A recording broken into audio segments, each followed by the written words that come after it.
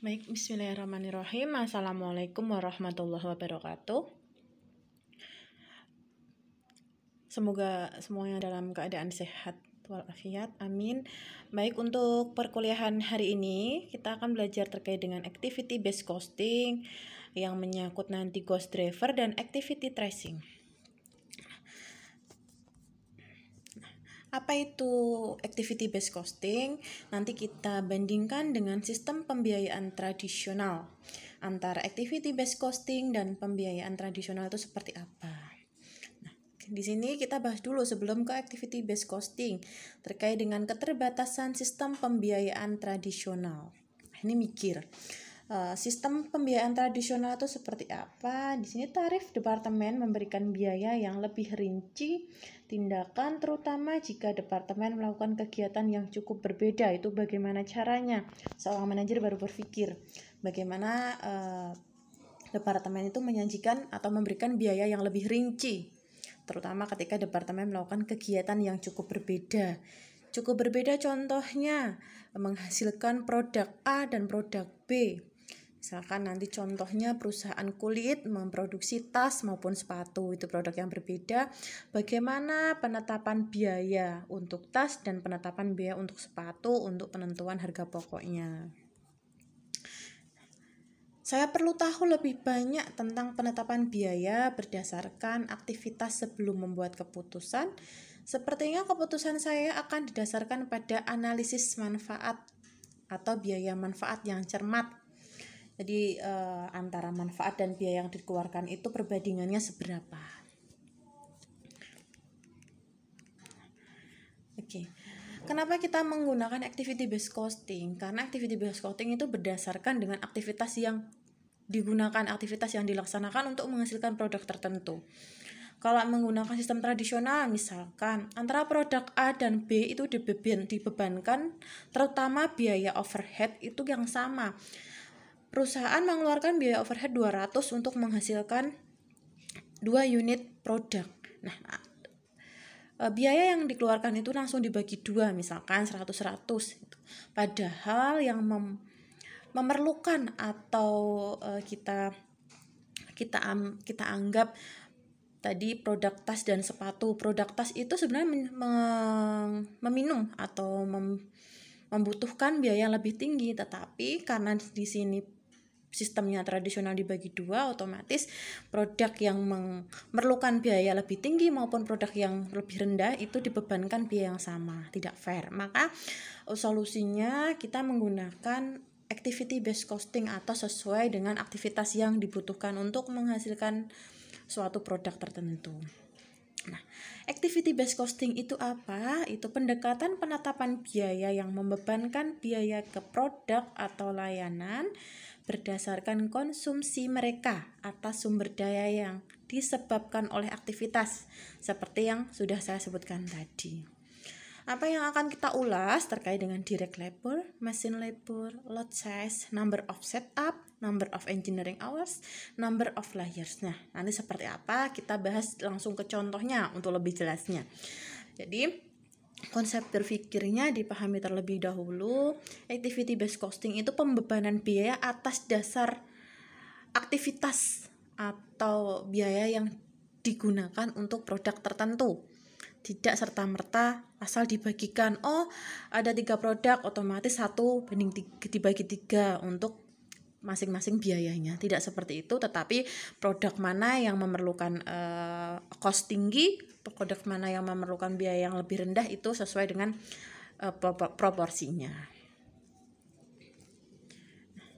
Ini tahap dalam alokasi prosedurnya seperti ini. Ketika tradisional itu terkait langsung tahap pertamanya ke plan. Sebentar. Oke, ke plan. Nah, di sini ke plannya. Cost pool atau kumpulan biayanya menyangkut ke plan atau departemennya. Sedangkan untuk activity based costing atau berbasis aktivitas ini kumpulan biaya untuk tahap pertamanya itu langsung mengacu ke aktivitas atau aktivitas center.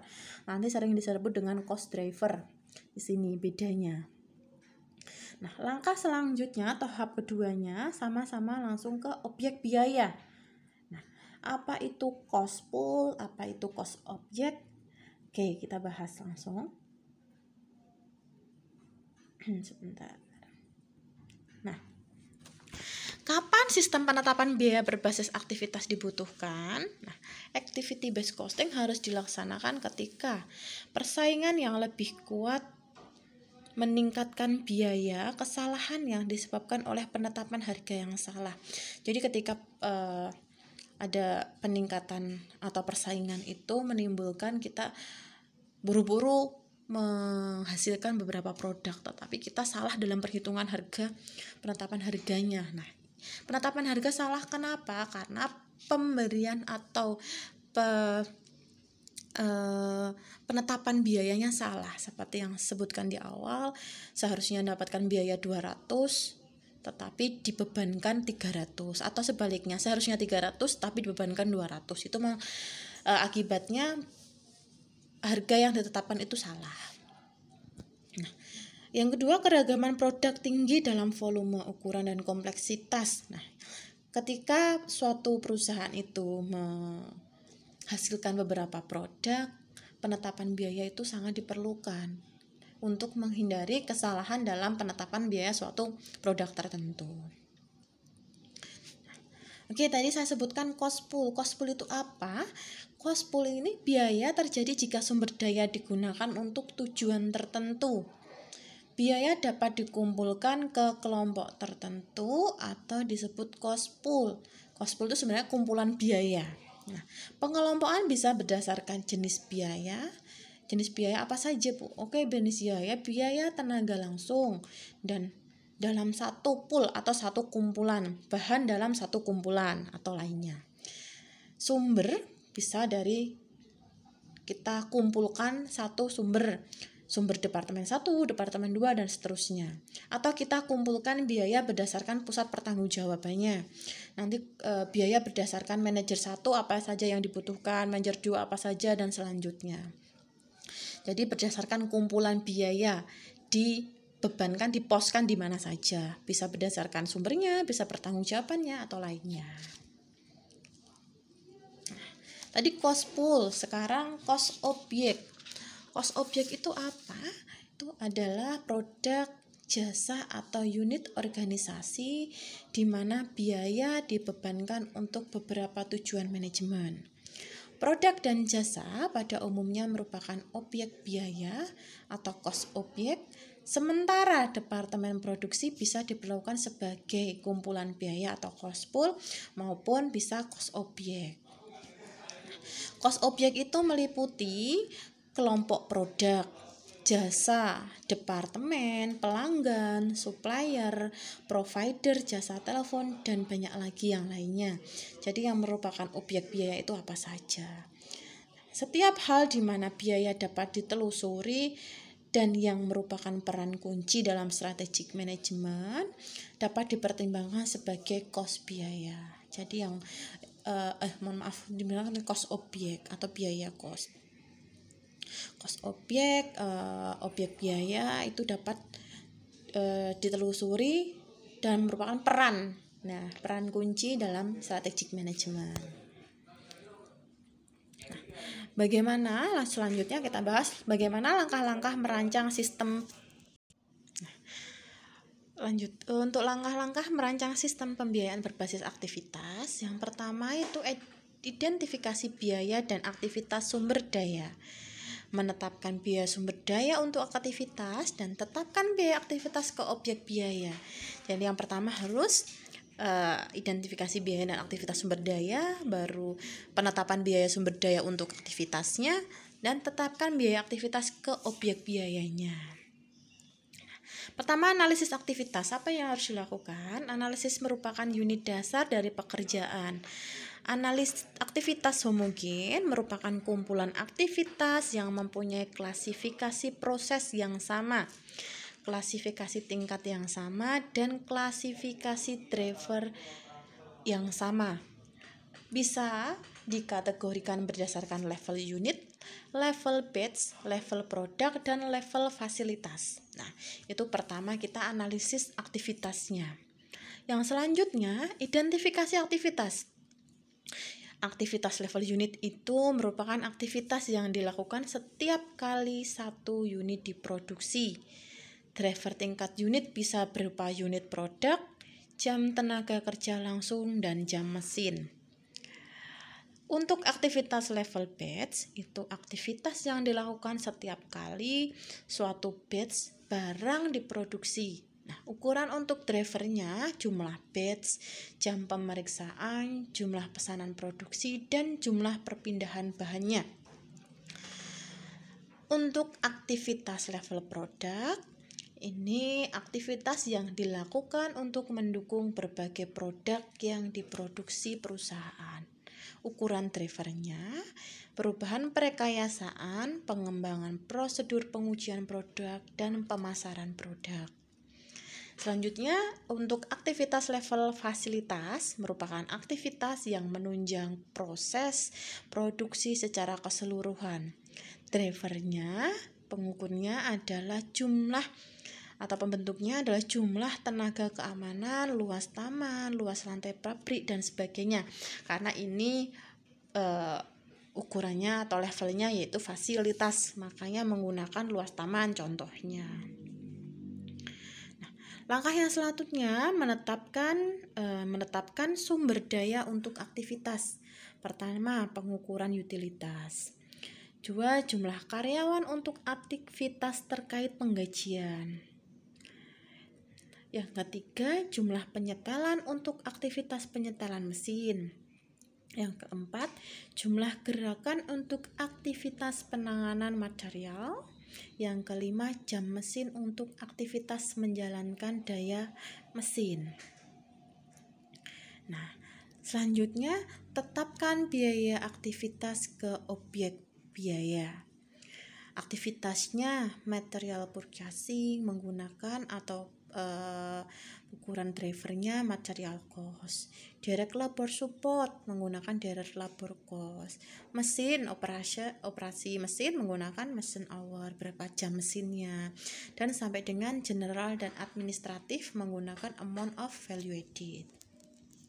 Nah, oke, itu tadi sampai dengan langkah-langkah penentuan biaya, sampai dengan penentuan ke objek biayanya.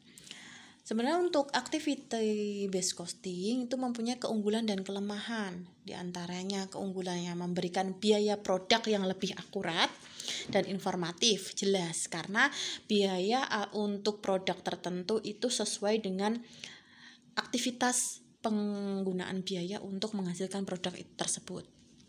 Maka bisa disimpulkan memberikan informasi biaya produk yang lebih akurat.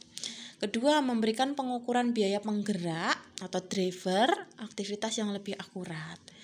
Memberi manajer akses yang lebih mudah ke biaya yang relevan, jelas relevan karena sudah benar-benar biaya yang dikeluarkan untuk menghasilkan produk itu atau produk yang bersangkutan.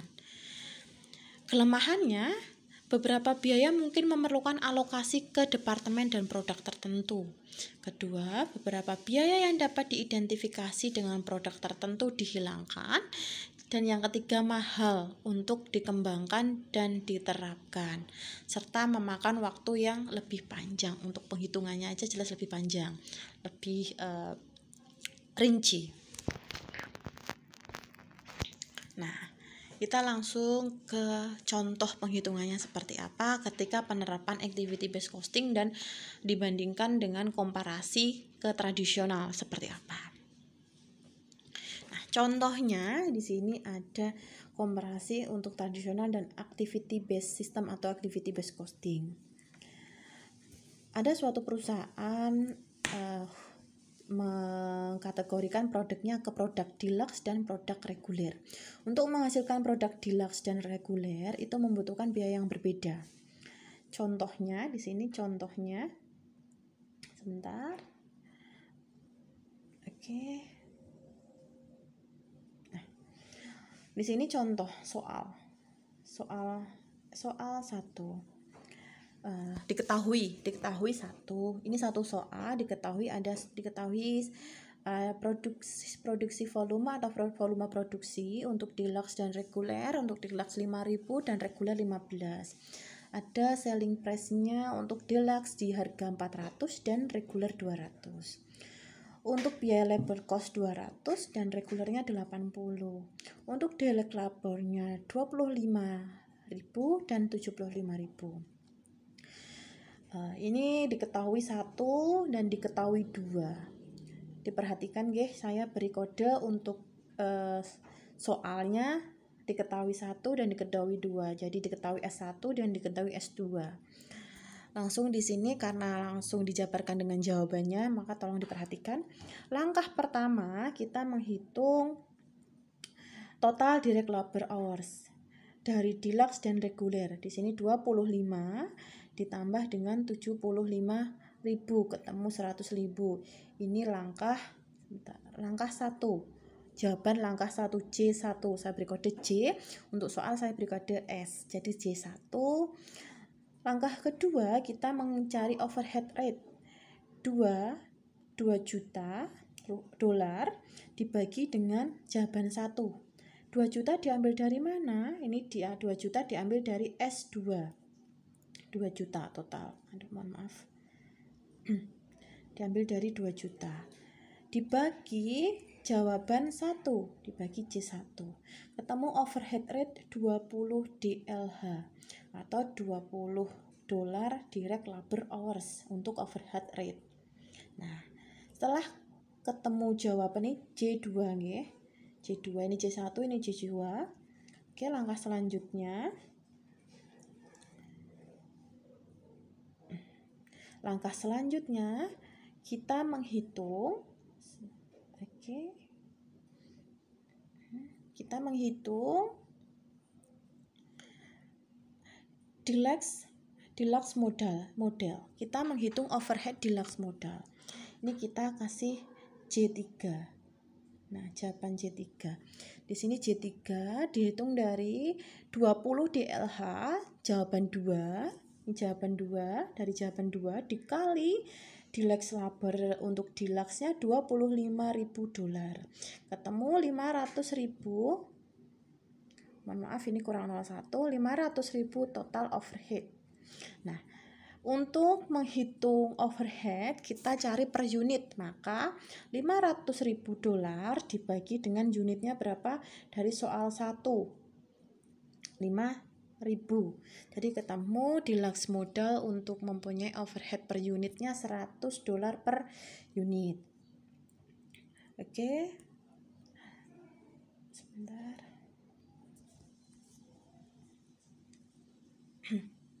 Oke, langkah ke-3. Sebentar, mohon maaf, balik ke sana. Oke. Sebentar, saya carikan. Oke, langkah selanjutnya kita mencari reguler model. Bagaimana? Seperti contoh yang deluxe model. Sekarang kita cari reguler model. Sama unit untuk untuk reguler model kita cari 20 DLH dikali 75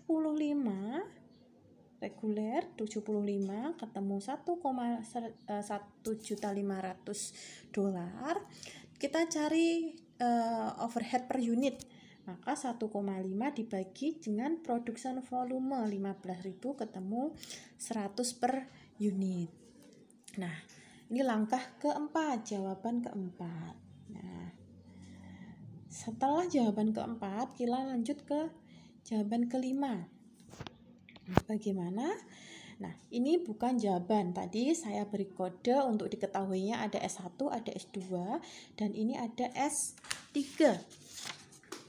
Nah, ini masuk ke S3. Nah, Jadi ada activity consumption atau konsumsi aktivitas untuk deluxe dan reguler. Ada engineering hours, number mesin, dan number of packing order. Nah, ini untuk mengerjakan tahapan selanjutnya. Nah, tadi sampai dengan jawaban keempat. Berarti jawaban kelima seperti apa? Oke, jawaban kelima ini. Ini jawaban kelima. Nah, jawaban kelima, kita menerjemahkan masing-masing cost driver atau activity based costing analysis berdasarkan dari soal ketiga tadi atau activity consumption-nya. Bagaimana caranya kita cari activity rate-nya? Kalau tadi kita cari kita cari overhead per unit, kita cari sekarang activity rate. Jadi jawaban kelima kita cari activity rate. Diambil dari mana cara pengerjaannya? Kita ambil dari cost, di sini cost. Nah, ini diambil dari soal 2. Nah, activity consumption kita atau konsumsi aktivitas kita ambil dari soal 3. Nah, ini soal kita tarik dari soal 2, sedangkan konsumsi aktivitas kita tarik dari soal 3. Nah, kita mengerjakan jawaban ke-5. Dari pengerjaannya dari 125 dibagi dengan 12,5, ketemu activity rate-nya untuk engineering hour 10, untuk number acceptance 1000 sampai dengan number of packing order-nya 5. Caranya bagaimana? Di sini kita beri kode A misalkan, kini B, berarti jawabannya A per B, ketemu activity rate. Udah, kita sampai dengan J5 atau jawaban kelima. Selanjutnya kita ke jawaban ke-6. Jawaban ke-6 kita mencari unit overhead untuk deluxe model. Bagaimana caranya? Kita tarik jawaban kelima, ini J5, kita tarik di sini.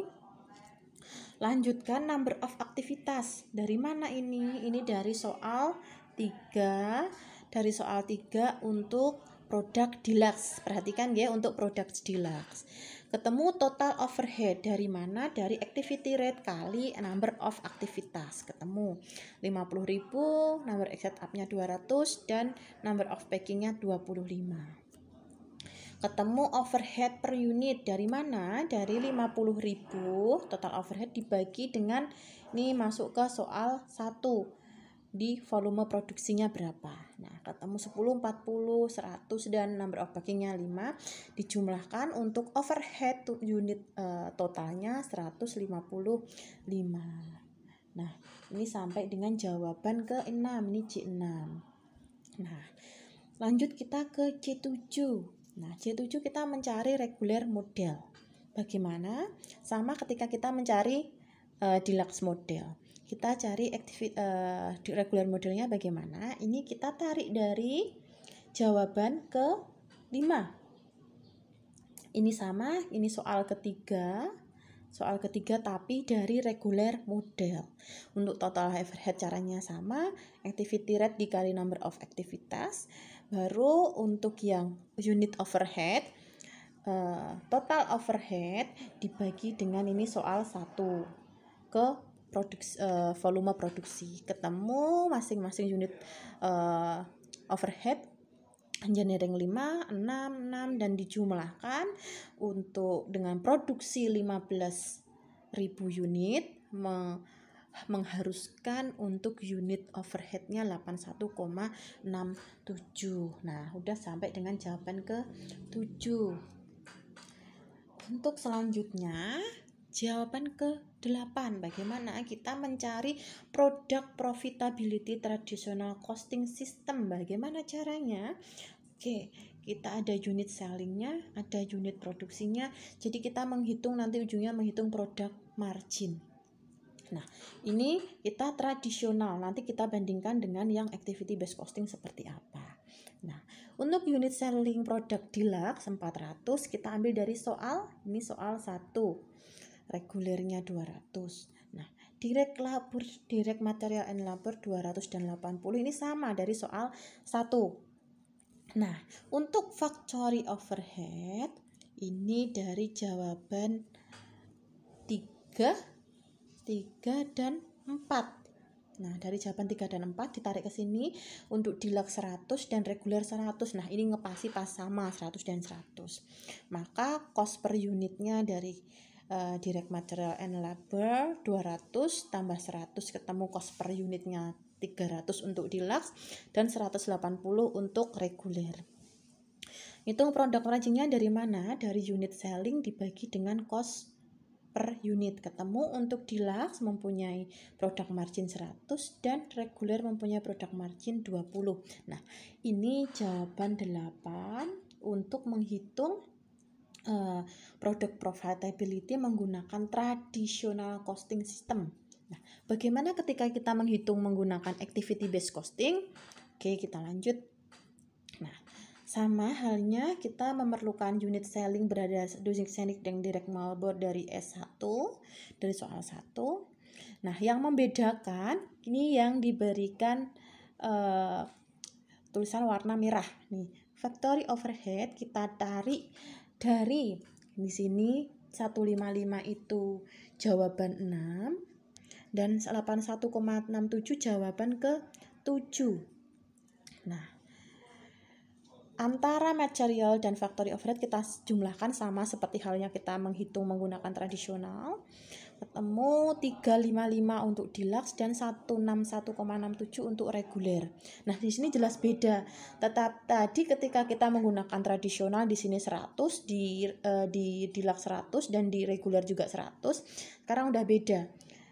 Di reguler lebih rendah dan di deluxe lebih tinggi. Nah, ternyata ketika kita menggunakan activity based costing bisa dibuktikan bahwa produk deluxe itu memakan atau mengkonsumsi biaya lebih tinggi. Nah, di sini bisa tercermin ketika kita menggunakan APC atau activity based costing dibebankan 155. Ketika tadi menggunakan tradisional dibebankan lebih rendah dan untuk reguler dibebankan lebih tinggi. Nah, itu nggak fair. Ketika menggunakan activity based costing atau activity based system bisa tercermin di sini.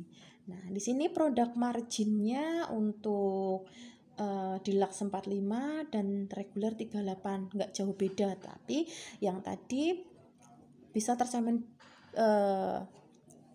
untuk yang deluxe tadi berapa? Yang deluxe 100 dan reguler 20. Ketimpangannya jauh banget. Ketika deluxe-nya bisa 100, kenapa yang reguler 20?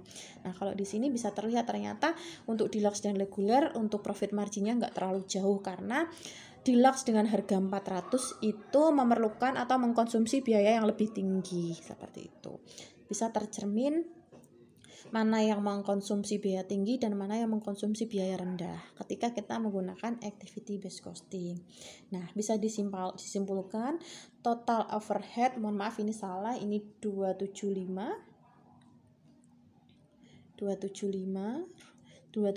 dolar. BC form the regular to deluxe model when using activity based cost. This case, nah kasus ini total overheadnya bisa 275 dolar. Perbedaan untuk deluxe yang di sini digaris bawahi untuk deluxe ketika menerapkan ABC dan tradisional. Tadi 275 dari mana? Maaf ini belum saya ganti. 275 dari mana? Dari 155, mohon maaf 155 dikurangi 100 dikali volume produksi untuk deluxe 5000 ketemu 275. Makanya ketika menggunakan tradisional dan APC itu ada selisih 55 dolar sendiri dalam pengaplikasian biaya yang dikonsumsi oleh produk deluxe, sehingga 275.000 dolar tidak diserap atau tidak diaplikasikan ke produk deluxe itu sendiri, padahal itu yang mengkonsumsi 275 dolar itu produk deluxe yang dibebankan ke produk reguler. Nah, sampai di sini penjelasan terkait dengan activity based costing dibandingkan dengan sistem tradisional. Untuk diskusi lebih lanjut kita gunakan WhatsApp group. Terima kasih. Saya akhiri. Wassalamualaikum warahmatullahi wabarakatuh.